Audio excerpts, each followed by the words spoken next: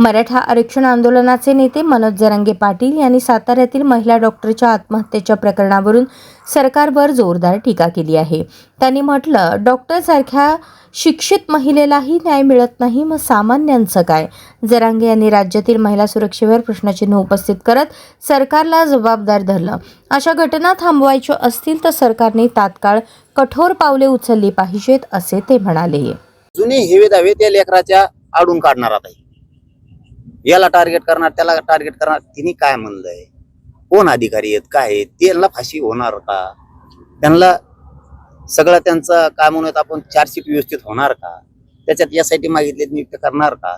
ह्या गोष्टीकडे लक्ष नाही देणार. आमक्याला डांबून ठेवलं, तामक्याला डांबून हाणलं, त्याचे पैसेच बुडिले, त्याला काय उचलून नेलं. अरे लिकीचं काय झालं बघ ना आधी.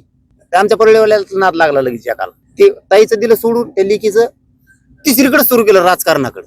म्हणजे विषय भरकटायचा.